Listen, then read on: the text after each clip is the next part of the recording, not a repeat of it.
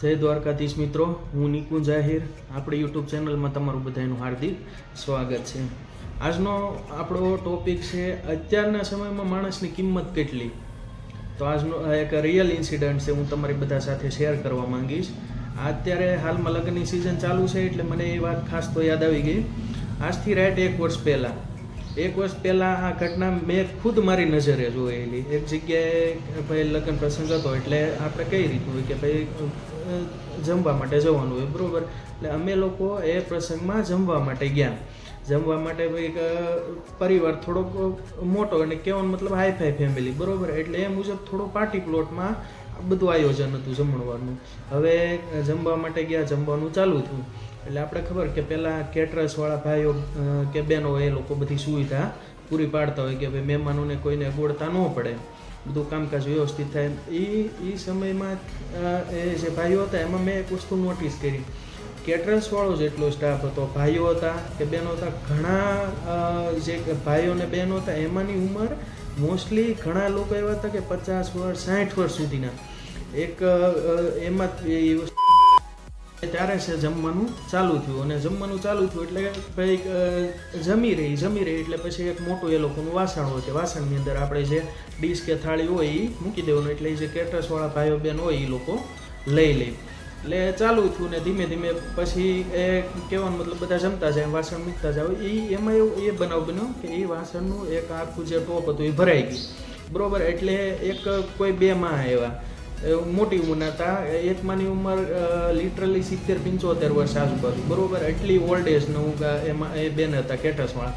એટલે માડીએ સામાન લીધો, સામાન લઈને જતા થાય એટલે પેલી કંઈક ઠેસ વાગી કે જે થયું એ પડી ગયા માડી. એટલે જે બધું જે ખરાબ ડીશ કે થાળી કે જે વાટકા જે બધું હતું એ બધું ઢોળાઈ ગયું.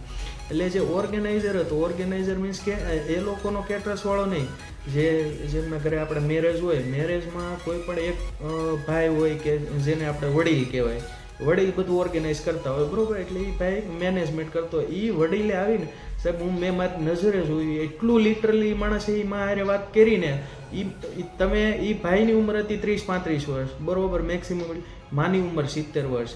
હાલો ભૂલ થઈ ગઈ, પડી ગયું, ઢોળાઈ ગયું. એ એટલું 500-700-1000 માણસોની વચ્ચે એ માણસે જરાય અસકાટ રાખ્યા વગર એટલી રૂડલી માં હારે વાત કરી.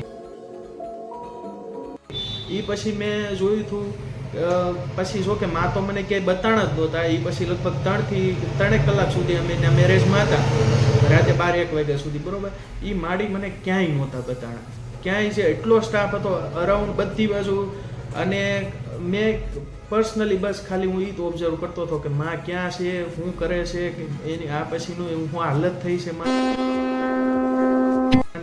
બરાબર. કારણ કે સામેવાળાનું કાંઈ વિચારવાનું નહીં. એ માં પછી મને છે ખુદ કે બતાણે. પછી મેં નોટિસ કર્યું એ ભાઈને, જે વડીલ હતા, બધું ઓર્ગેનાઇઝ કરતો હતો. એટલે એ બધું જવાનું મહેમાન આવકારો સાહેબ એટલા. આ તમે જુઓ, કોઈ માણસની કિંમત કેટલી, ગરીબ માણસ હોય, નાનો માણસ હોય, એની કિંમત કેટલી, પૈસાવાળાની કિંમત કેટલી, બરાબર. મારી જેવડા, મારી એજના 30-30 વર્ષ સુધીના હતા, હવે એ સેમ એજના થઈ જાય, બરાબર. આપણે કદાચ થોડા નાના કહેવાય. એટલા એ જે આ માણસે હું કહું ને એટલી રાયડું નાખીને જે બધા વડીલ કહેવાય, એ વડીલે જે આ રીતની મારે વાત કરી, એ ભાઈની વાત કરું. જેટલા મહેમાન હેમાન કેટલા તો એવા હતા, ખબર નહીં કોણ, હું પર્સનલી નથી ઓળખતો એ ભાઈને, પણ હશે કંઈક કોઈ પૈસાવાળા કે તો જ એટલું માન મળે ને ભાઈ. બધું હેન્ડલિંગ કરતા હતા પોતે. એટલા એ બધા લોકો આવે ને એને પગે લાગે, એની ઉંમર નહીં પગે લાગે, આપણી જેવડા તો સમજ્યા, એટલું પગે લાગે. અને એટલું માન સન્માન કહેવાનું મતલબ એ ભાઈનું હતું. કોઈ એટલું 500-700-1000 માણસ હતું, કોઈ માણસ ત્યારે એમ નહોતો બોલ્યો કે ભાઈ એ ગઢું માણસ છે કે વૃદ્ધ કહેવાય, થઈ જાય ભૂલ. એટલે આવી રીતે રૂડલી વાત તમારે ન કરે કે ભાઈ મોટી ઉંમરના માં છે. પછી માં ક્યાંય ગયા એ કાંઈ ખબર નહીં. આખું ફંક્શન બધા પોતાનું પતાવીને જો વહી આવ્યા. છેલ્લે એ માણસને કે એ માને કેવો વાળો કોઈ નહીં. અત્યારે મારો કહેવાનો મતલબ એ છે, પૈસાવાળો હોય કે ગરીબ હોય કે કોઈ પણ હોય, બરાબર. અત્યારના સમયમાં માણસની કિંમત એટલી છે, બરાબર.